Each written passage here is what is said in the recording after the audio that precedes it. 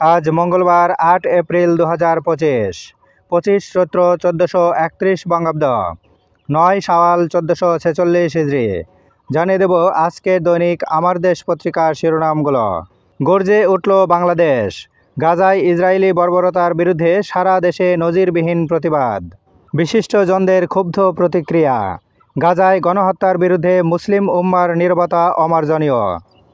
রাজস্ব আদায়ে এনবিআরকে কঠিন শর্ত আইএমএফের। ২০২৬ সালের জুনের মধ্যে আয়ের লক্ষ্য ৫,৭০,০০০ কোটি টাকা।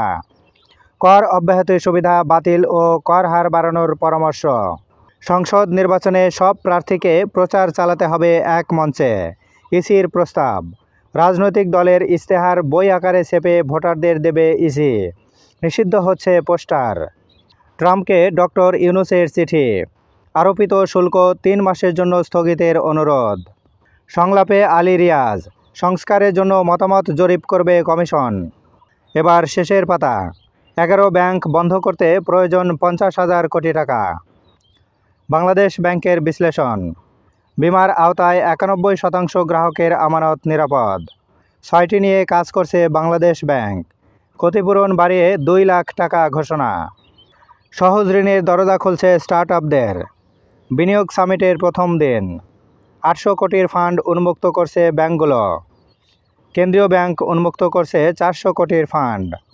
$১০ লাখ বিনিয়োগ প্রতিশ্রুতি ইনসেপ্টার। ট্রাম্প কি আগামী নির্বাচনেও প্রেসিডেন্ট প্রার্থী হচ্ছেন? বাংলাদেশে পেঁয়াজ রপ্তানি বন্ধ থাকায় ভারতীয়দের কান্না।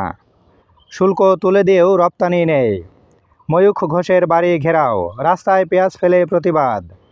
বিজেপি নেতা শুভেন্দুর বিরুদ্ধে ক্ষোভ বাড়ছে। গাজায় গণহত্যার তীব্র নিন্দা বাংলাদেশের। বিনিয়োগের পরিবেশ দেখে খুশি বিদেশিরা। জানালেন প্রেস সচিব, জুলাই গণহত্যার বিচার আইসিসিতে পাঠানোর কথা ভাবছে সরকার। ট্রাম্পের শুল্ক যুদ্ধ। ভারতে 10 সেকেন্ডে ২০ লাখ কোটি রুপির মূলধন গায়েব।